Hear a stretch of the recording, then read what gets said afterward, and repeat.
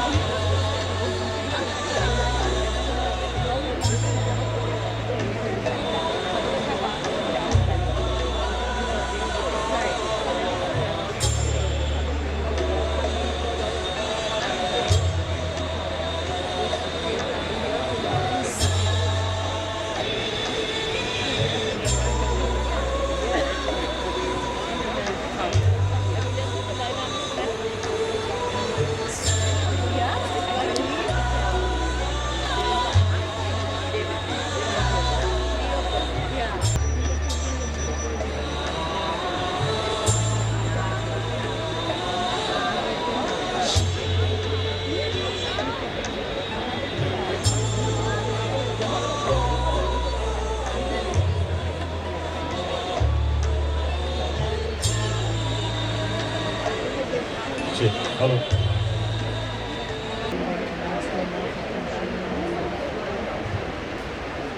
And you can't carry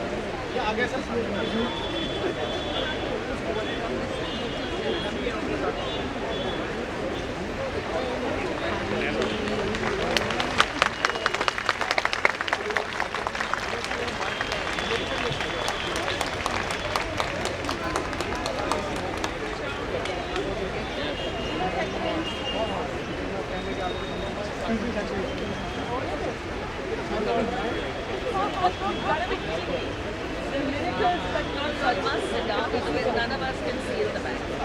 And the camera. Ma'am, please sit down. Yes, Not just fair. 1 second. Excuse me. Can you please sit Yeah, I'm down? coming. Hello. Your attention, please. Ladies and gentlemen, please settle down. You're requested to please settle down. We're going to start the program. And kindly switch off your mobile phones or put them on silent mode. The program. Please settle down. Please settle down. What a reception. His Holiness brings peace and happiness wherever he goes.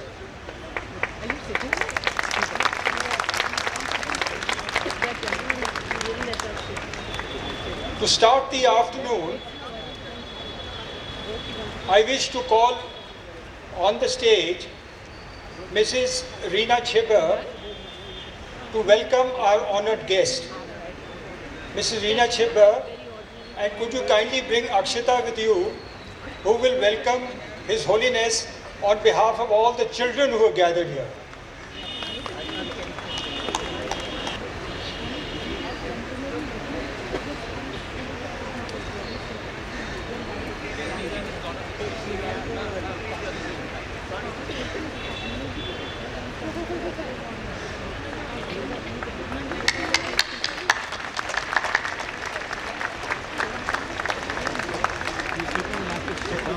Leave your camera and sit down. You're blocking complete views. Please sit down. Sit down. Place your camera.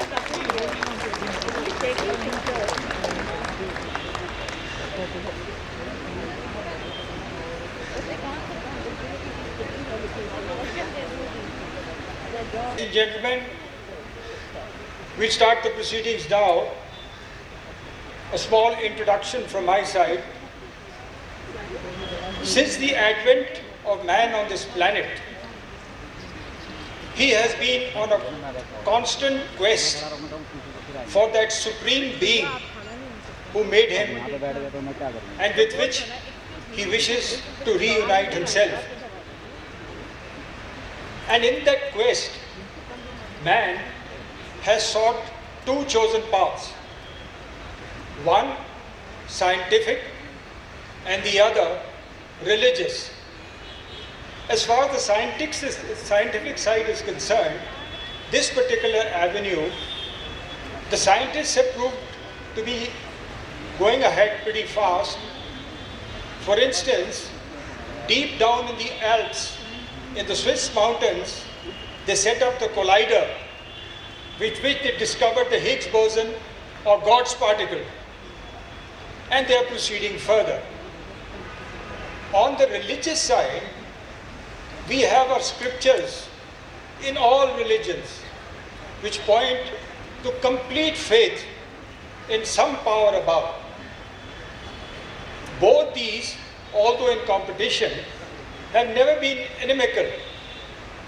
And there has always been a convergence in views. For instance, the top scientists of the world may well be deeply religious. And to that extent, both work in tandem.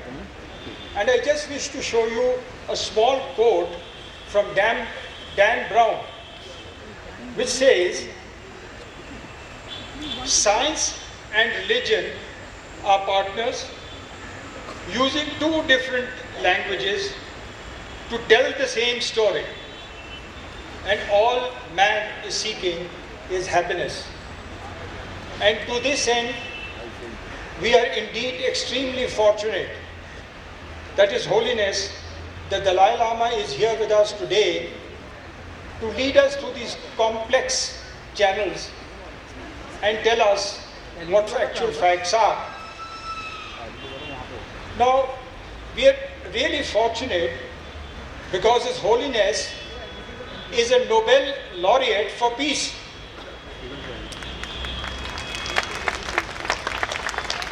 He is the 14th Dalai Lama reincarnate.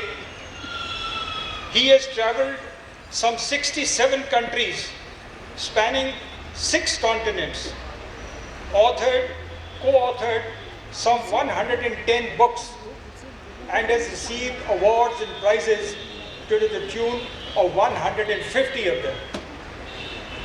In addition to this,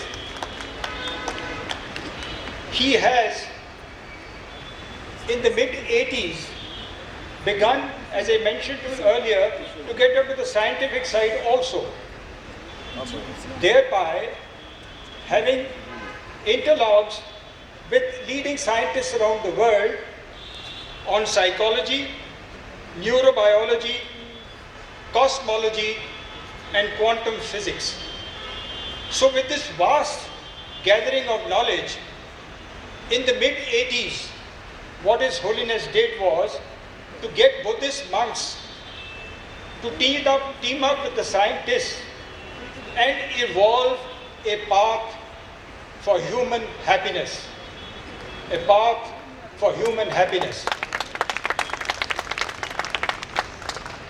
The path to human happiness is paved with good intentions, including ethics. Your Holiness, I speak for every member sitting in this congregation. We are a very happy Gymkhana family. We love this club of ours. This is our second home. Your Holiness, I will request you to bless this congregation, to bless our second home, and give us all happiness, even as you discuss the very important subject of ethics and happiness. Ladies and gentlemen, His Holiness, the Dalai Lama.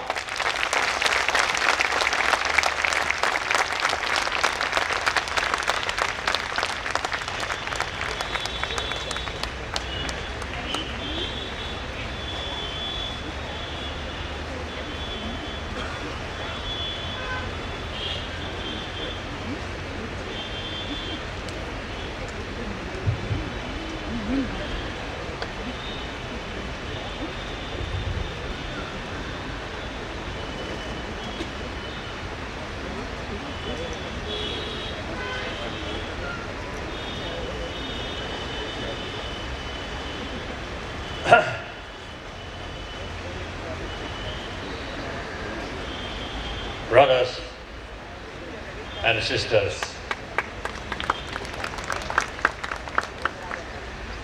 I really feel great honor to share some of my thought or my own experience with quite a big number of human brothers sisters. And that person who introduced me, when I saw the program, General Uban, then I had, in 60s, 70s, one General, Major General Uban, my great friend, he no more. Now, another General Uban. Then I understand this person is his son. So I really feel almost, meeting, that late General Uban, great friend of mine and also great friend of Tibet. He really showing his, not only sympathy or concern, but also commitment, really. So I'm extremely happy, on some kind of reunion. So I really feel very happy. Now then, firstly, you mentioned about science and religions. The previous Pope, I usually call German Pope. I can't remember, the individual name. Sometimes it's difficult to pronounce. So I simply say Polish Jew, Polish Pope, Italian Pope, now Argentinian Pope, like that. So the German Pope once mentioned religion and reason should go together. So that more or less is mentioned. Science means investigate, experiment. So reason is the way the scientific have done research. So then, it is very true. Say, faith, religion, give us self-confidence and inner peace. Then science helping our brain further develop. So in order to carry meaningful life,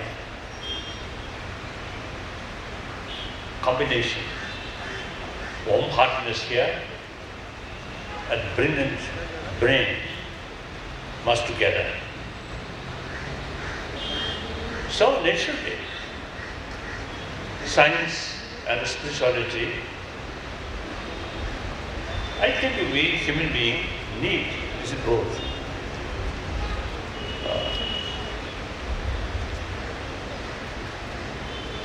Then among different religious traditions, I think in this country, or I think the two groups, theistic and non-theistic religion. Theistic religion may be first Zoroastrian from Iran, and then Judaism, Christianity, Islam. In India, I think more or less same sort of period, about 3,000 years ago, the Sangha philosophy. Later Sangha philosophy, Sangha tradition developed two groups. One accept creator, one do not accept or no concept of creator. Then Jainism, also no concept of creator. Then Buddhism, also no concept of creator. But rather, we ourselves as a creator. So self-creation. That's these three ancient Indian traditions. And then particularly, the Buddhism in general, and particularly Nalanda tradition, is very much emphasis reasoning, research, on the basis of one Buddha's